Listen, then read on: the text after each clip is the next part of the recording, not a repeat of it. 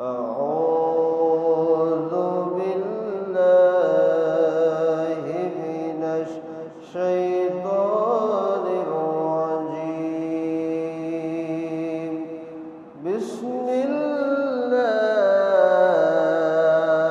الرحمن الرحيم.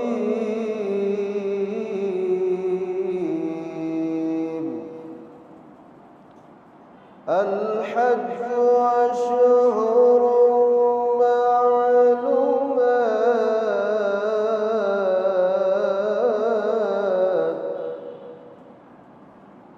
فمن فرض فيهن الحج فلا رفث ولا فسوق ولا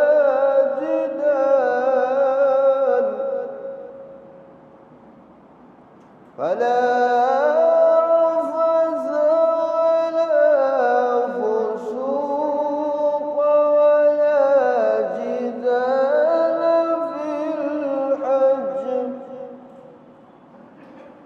وما تفعلوا من خير يعلمه الله،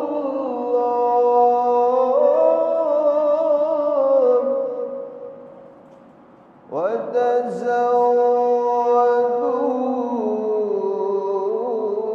فإن خير الزاد التقوى،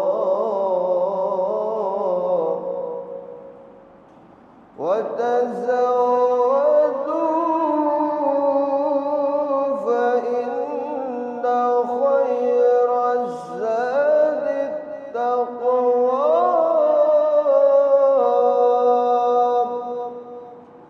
واتقون يا أولي الألباب،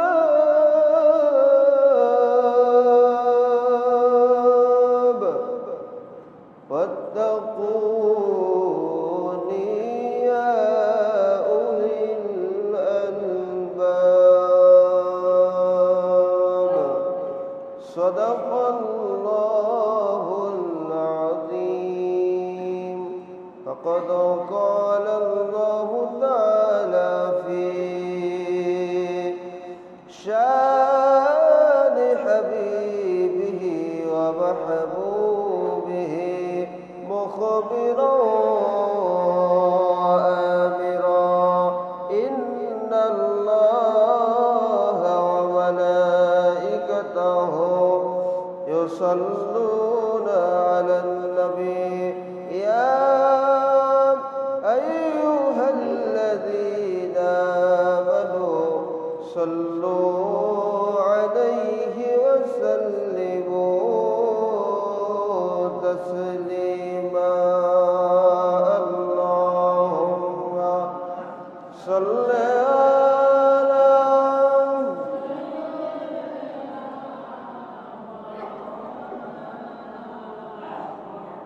وعلى آل سيدنا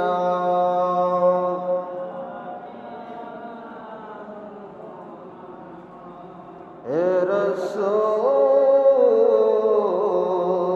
তোমারি জন্য মন কাঁদে, আখি কাঁদে, ভুবন কাঁদে, শুধু বেদনা হৃদয়ে সে বাসা বাঁধে।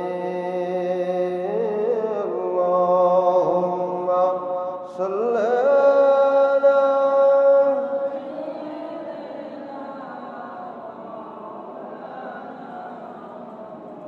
وعلى آل سيدنا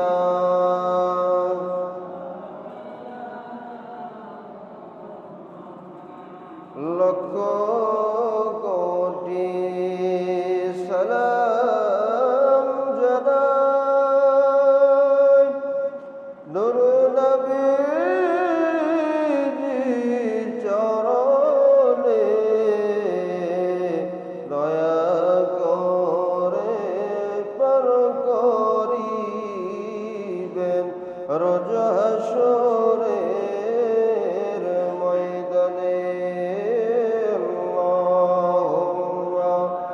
صل على سيدنا مولانا وعلى آل سيدنا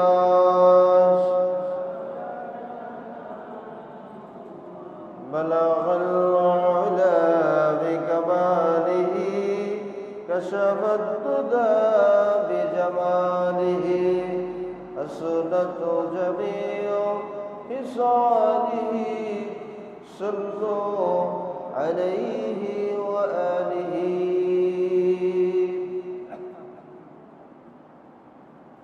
সমস্ত শুকর ও সুজুদ পেশ করছি সেই মহান রব্বুল আলামিনের দরবারে, যিনি আজকের এই পবিত্র জুমার দিনে আমাদেরকে অত্যন্ত ভালোবেসে মহব্বত করে অসংখ্য অগণিত মানুষের মধ্য থেকে বাছাই করে মনোনীত করে আল্লাহ রাব্বুল আলামিনের হুকুম জুমার নামাজ আদায়ের জন্য আমাদেরকে মসজিদে হাজির হওয়ার উপস্থিত হওয়ার তৌফিক দিয়েছেন। সে রব্বুল আলামিনের দরবারে জবান খুলে হৃদয় নিগ্রহ ভালোবাসা নিয়ে কালিমাত শুকর আদায় করছি, বলুন আলহামদুলিল্লাহ। লক্ষ কোটি দরুদ ও সালাম আকে নামদার তাজদারে মদিনা শাহনশাহে মদিনা নূরে মদিনা, যে নবীজিকে সৃষ্টি না করলে আল্লাহ রাব্বুল আলামিন কুল কায়নাতের কোনো কিছু সৃষ্টি করতেন না, যে নাকি আল্লাহ রাব্বুল আলামিন সমস্ত জগতের জন্য রহমত স্বরূপ পাঠিয়েছিলেন, যিনি হলেন রাহমাতুল লিল আলামিন। সেই নবীজির উপরে অগণিত দরুদ ও সালামের হাদিয়া বর্ষিত হোক। সকলে বলুন সাল্লাল্লাহু আলাইহি ওয়াসাল্লাম। আল্লাহর রহমতে সবাই কেমন আছেন? আলহামদুলিল্লাহ। আমি আপনাদের সামনে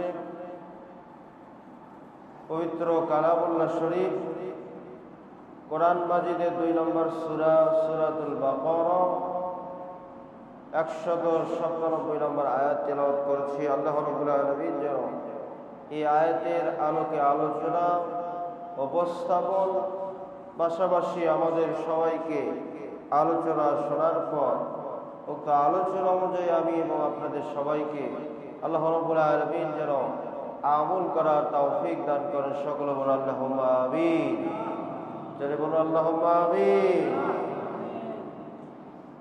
আজকে জিলকদ মাসের প্রথম জুমা। বিশেষ করে প্রত্যেকটা ইবাদতের একটি নির্দিষ্ট সময় আছে। হজ্জের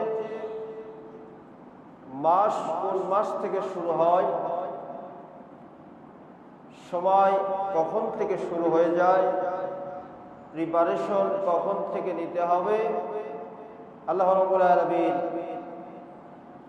তার আসমানি মহাগ্রন্থ হলি কোরআন মাজিদের আল্লাহ রাব্বুল আলামিন সমস্ত জগৎবাসীর জন্য গাইডলাইন দিয়েছেন, জানাই দিয়েছেন যে কখন থেকে প্রিপারেশন নিতে হবে। এজন্য আল্লাহ রাব্বুল আলামিন এই আয়াতটা নাজিল করেছেন বান্দাকে তার বাইতুল্লাহ যে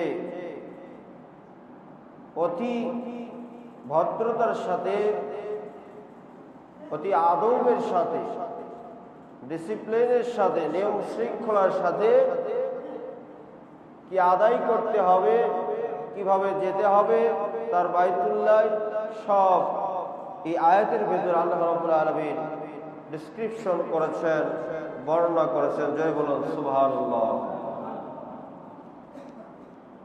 আল্লাহ রাব্বুল আলামিন ঘোষণা দিয়েছেন আল হজ্জ আশহুরুম মালুমাত।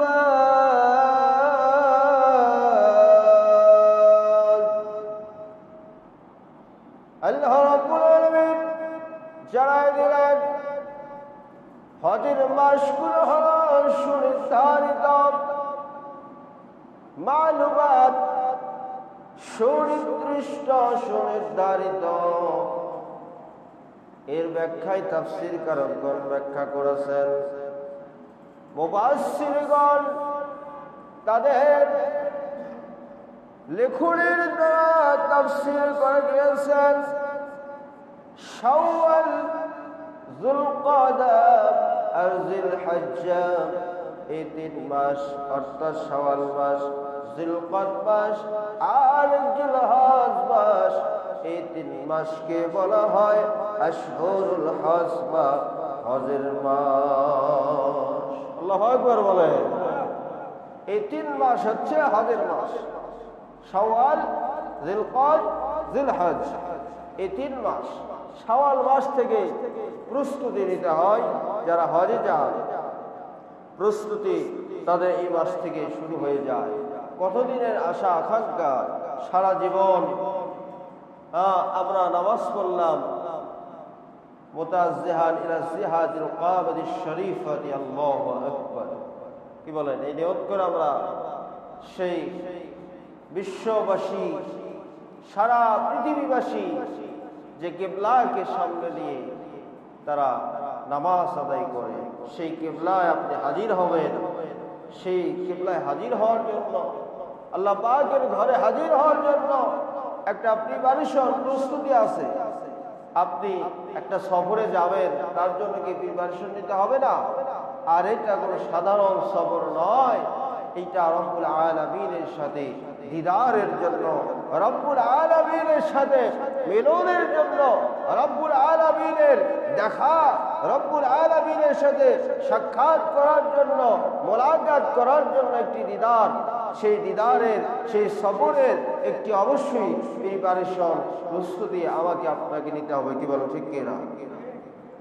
এই জন্য প্রিপারেশন যখন নেবেন তখন আপনাকে অবশ্যই কোরআন সুন্নাত, কোরআন হাদিসের অর্থাৎ গাইড অনুযায়ী আপনাকে প্রিপারেশন নিতে হবে। নিজের ইচ্ছা মতো, নিজের খেয়াল খুশি মতো প্রিপারেশন নিলে হবে না। আল্লাহ পাকের জন্য জানাই দিয়েছেন, ওয়াতাজাওয়াদু ফাইন্না খায়রাজ যাদিত তাকওয়া।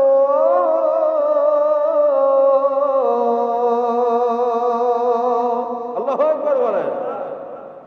ওয়াতাজাওয়াদু, বান্দা তোমরা পাথেয় সংগ্রহ করো। এই আয়াতটা তখনই নাজিল হয়ে যায় কিছু লোক হজ করার জন্য আপনার বাইতুল্লাহ শরীফে চলে যায়। তারা সামান্য কিছু পাথেয় নিয়ে রওনা হয়। বাইতুল্লাহ যাওয়ার পর তাদের পাথেয়গুলো যখন শেষ হয়ে যায়, ওই সময় তারা ভিক্ষা বিক্রিতে তারা লিপ্ত হয়ে যায়। মানুষের কাছে হাত পাকানো শুরু করে। আল্লাহ রাব্বুল আলামিন জানাই দিলেন, এই জন্য তোমরা পাথেয় নিয়ে হজে যাও, তোমরা হজে গিয়ে ভিক্ষা বৃত্তি করো না, মানুষের কাছে হাত পাকাও না। ওয়াতাজাওয়াদু, তোমরা পাথেয় সংগ্রহ করো। পাথেয় এখানে দুই প্রকার পাথেয় রয়েছে। এক প্রকার পাথেয় হলো দুনিয়ার আর্থিক পাথেয়, দুনিয়াবি রেশম অনুযায়ী পাথেয় যেগুলো নিতে হয় এইগুলো। আর একটি হচ্ছে আধ্যাত্মিক পাথেয়। 2 প্রকার পাথেয় রয়েছে বাবাজিরা। আবার দুনিয়া মোতাবেক, দুনিয়ার রেশম অনুযায়ী, রেওয়াজ অনুযায়ী আমাদেরকে যে পাথেয় নিতে হবে, সাধারণত এক দেশ থেকে আর এক দেশে যেতে হলে বর্তমান নিয়ম অনুযায়ী, রুল অনুযায়ী আপনাকে অবশ্যই আপনাকে ওই দেশের ভিসা এবং পাসপোর্ট সংগ্রহ করতে হবে, কি বলুন, ঠিক কিনা? ভিসা নিতে হবে, পাসপোর্ট নিতে হবে। আরবিতে বলা হয় আত-তাসকিরা আল জাওয়াজ, ভিসা এবং পাসপোর্টের আরবি। তো এগুলো নিতে হবে আপনাকে। তারপরে সর্বপ্রথম যেটা আপনাকে জমা দিতে হবে হালাল টাকা, হালাল অর্থ। এখন আমাদের হজে যাওয়ার সময় এই হালাল অর্থর বড়ই ঘাটতি। আবার আপনার ভেতরে যদি সুদী কারবার লেনদেন থাকে, মানুষের অন্যায়ভাবে হস্তগত করা সম্পদ থাকে, অন্যভাবে যদি মানুষের জমি যদি আমি জবরদখল করে নিই, এইগুলো দ্বারা হজ আদায় করি, তাহলে আমার আপনার অর্থের মধ্যে সর্বপ্রথম ভেজাল, আপনার আমার হজ আল্লাহর দরবারে কবুল হবে না। কি বলেন, ঠিক কি না? এই জন্য পাক পবিত্র হালাল অর্থ আপনাকে হজের জন্য দাখিল করতে হবে। হজের জন্য এটা আপনাকে জমা দিতে হবে।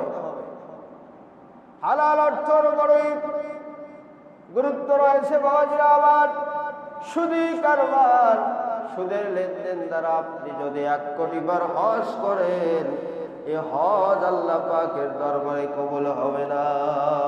আল্লাহ রাব্বুল আলামিন জানাই দিয়েছেন, ইয়ামহাকুল্লাহুর রিবা ওয়া ইউরবাস সাদাকাত ওয়াল্লাহু লা ইউহিব্বু কুল্লা কুফারিন আসীম।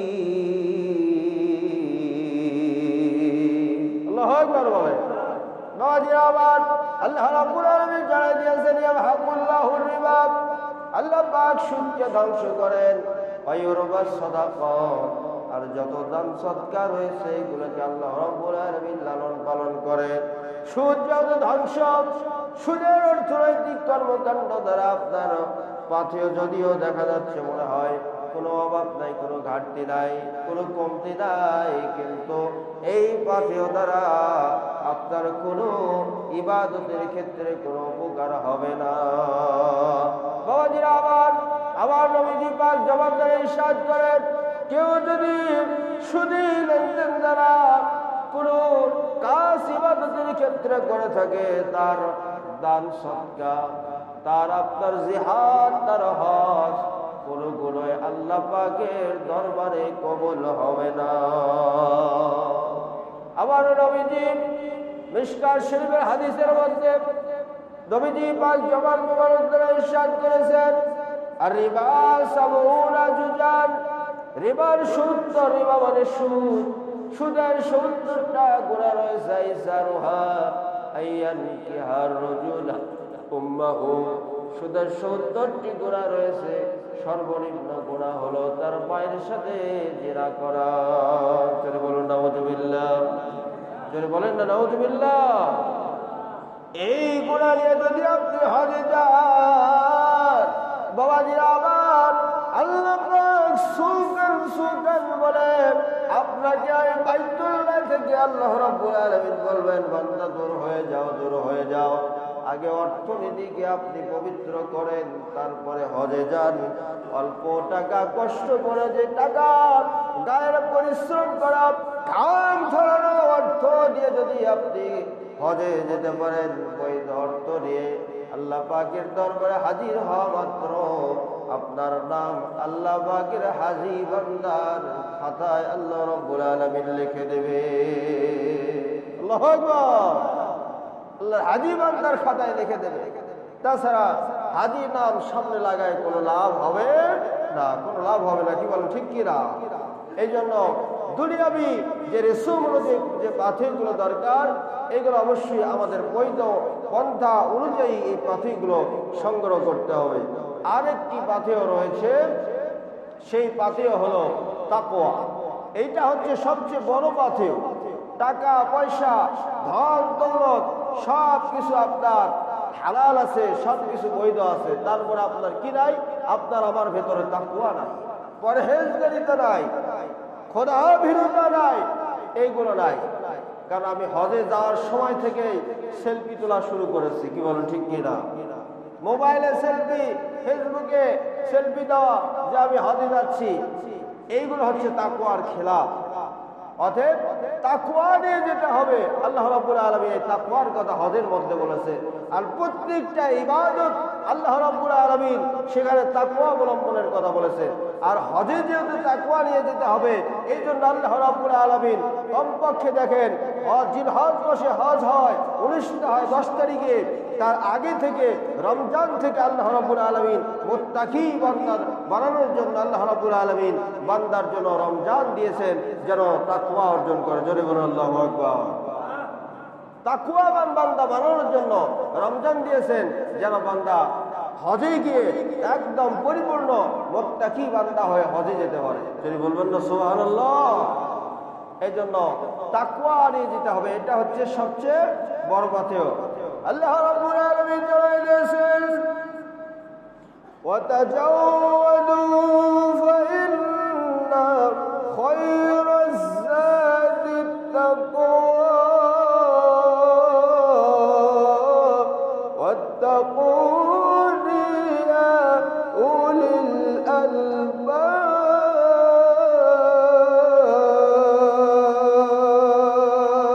আল্লাহু আকবার। আল্লাহ রাব্বুল আলামিন জানাই দিলেন, তোমরা তাকওয়া নামক পাথেয় সংগ্রহ করে হজে চলে যাও। এই তাকওয়ার কথা তারাই বুঝবে যারা হলো জ্ঞানবান। ওয়াত্তাকুনি ইয়া উলিল আলবাব। হে জ্ঞানীরা, তোমরা আমি আল্লাহকে ভয় করো। তোমরা এই তাকওয়া পাথেয়, এই তাকওয়া নামক পাথেয় নিয়ে তোমরা হজে চলে যাও।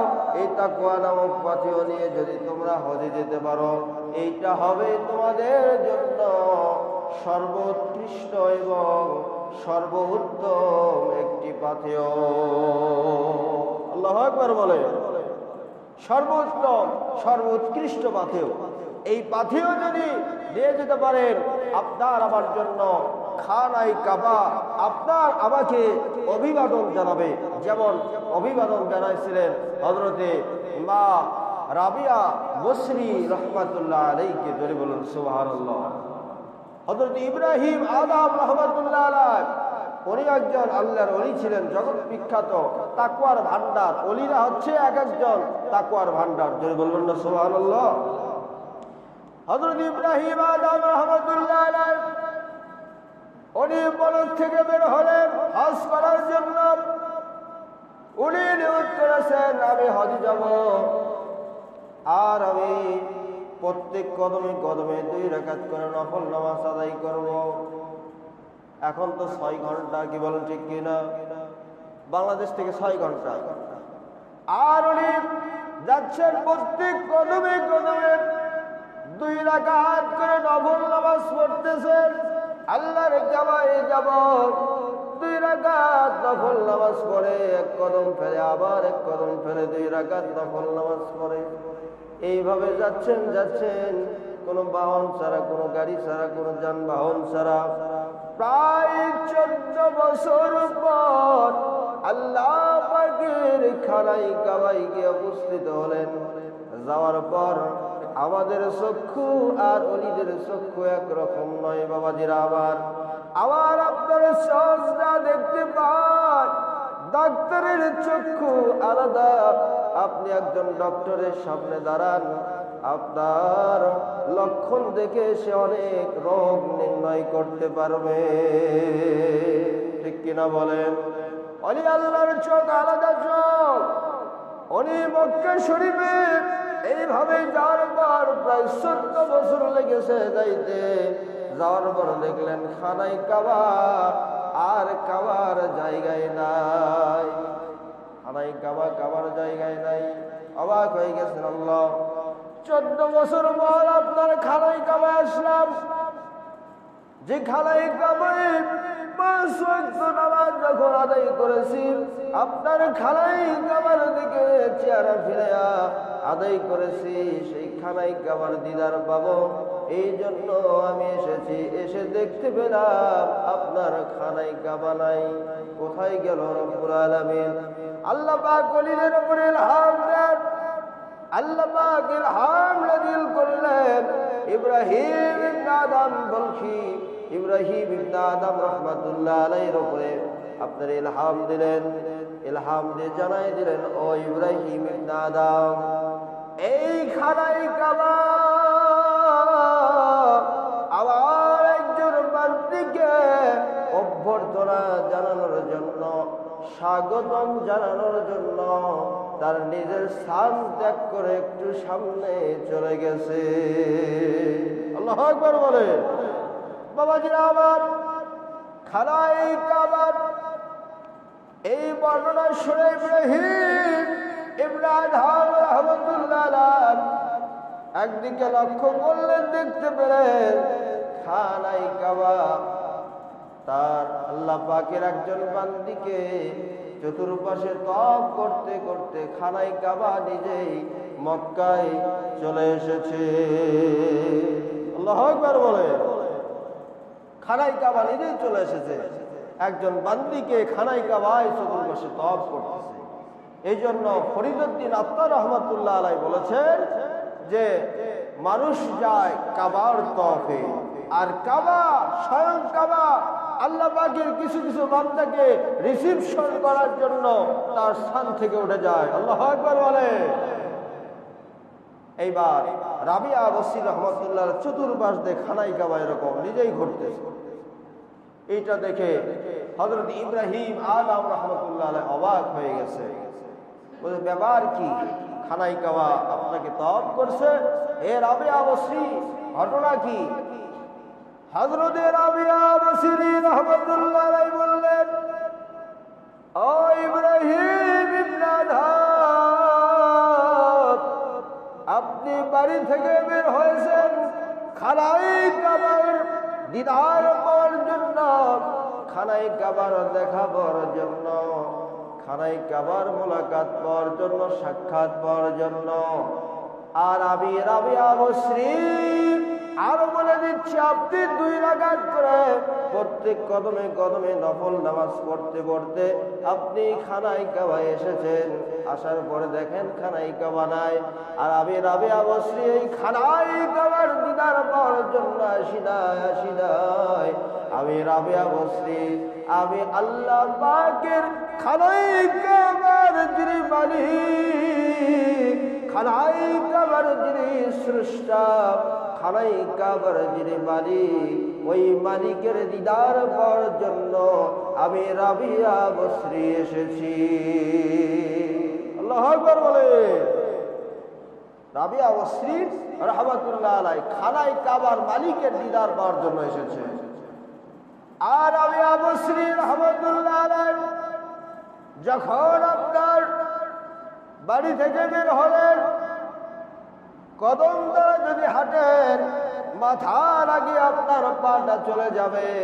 মা রাবিয়া বসরি বলছে, আল্লাহর বাইতুল্লাহে আমি যাব আল্লাহ পাকের দিদার করার জন্য, আমার কদম যেন আগে না যায়, আমার মাথাটা যেন আগে যায়। এই জন্য মা রাবিয়া বসরি রাহমাতুল্লাহ আলাইহি নিজের পা দ্বারা না হেঁটে হামাগুড়ি দিয়ে দিয়ে হাঁটতেছিলেন, হামাগুড়ি দিয়ে দিয়ে চলতেছিলেন। চলতে চলতে ওনার 2টা পা যেন অবশ হয়ে যায়। আল্লাহ পাক জানাই দিলেন, হে কাবা, ও বাইতুল্লাহ, আমার ঘর, আমার একজন বান্দি আসতেছে, যাও যাও যাও। ওই বান্দি আবার এতই সম্মান করেছে, পা দিয়ে না হেঁটে হামাগুড়ি দিয়ে আসতেছিল, তার পা দুটো অবশ হয়ে গেছে। যাও রে কাবা, আমার ওই বান্দিকে তুমি রিসিপশন করে আমার কাছে নিয়ে এসো। আল্লাহু আকবার। বাবাজিরা আমার, এরা হলো তাকওয়ার খনি। কাবার মালিকের দিদারে যাবেন, কাবার মালিকের দিদার কাবায় যখন তওয়াফ করবেন, খেয়াল করতে হবে আমি যেন কাবার তওয়াফ করতে আসি নাই, আমি খুঁজতে এসেছি আমার রবের দিদার আমি কোথায় পাবো। আল্লাহু আকবার বলে। রবের দিদার কোথায় পাবো, এই জন্য তাকওয়া নিয়ে যেতে হবে। ফালা রাফাসা ওয়ালা ফুসুকা ওয়ালা জিদালা ফিল হজ ওয়া মা তাফআলু মিন খায়রি ইয়ালামুহুল্লাহ।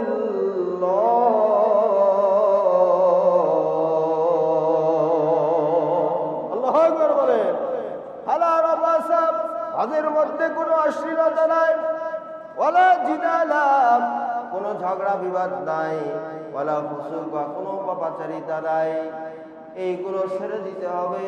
হজের মধ্যে যে ঝগড়া করা যাবে না।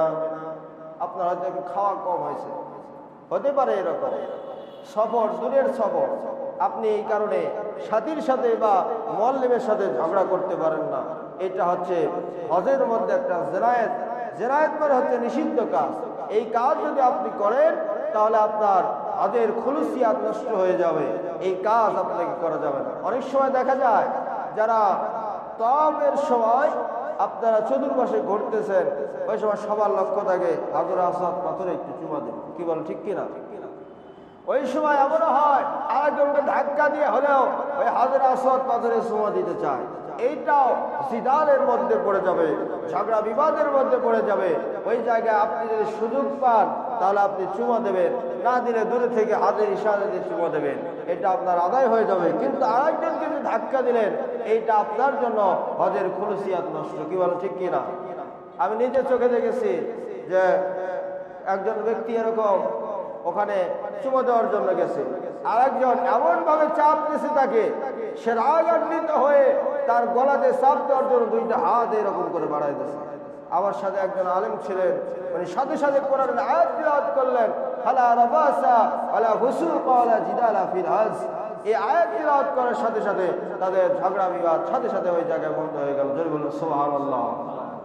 এই জন্য ঝগড়া বিবাদ প্রবাসেরিতা এইগুলো হজের মধ্যে জিনায়াত, এইগুলো নিষিদ্ধ। আবার নবীজি পাক জবান মুবারকদের হাদিসের মধ্যে বলেছেন, বুখারী এবং মুসলিমের মধ্যে, আর আবি হুরায়রা রাদিয়াল্লাহু তাআলা আনহু قال رسول الله صلى الله عليه وسلم من حج لله فلم يرفث ولم يفسق رجع كيوم ولدته امه او كما قال عليه الصلاه والسلام। আমার নবীজি পাক জবান মুবারক দ্বারা জানাই দিয়েছেন, যে ব্যক্তি আল্লাহ পাকের উদ্দেশ্যে হজ করলাম, হজ করার পর সে ব্যক্তি কোনো পাপাচারিতা করলো না, ঝগড়া করলো না, সে যেন হজ থেকে এমন ভাবে ফিরে আসবে যেদিন তার মা তাকে প্রসব করেছিল নিষ্পাপ অবস্থায়।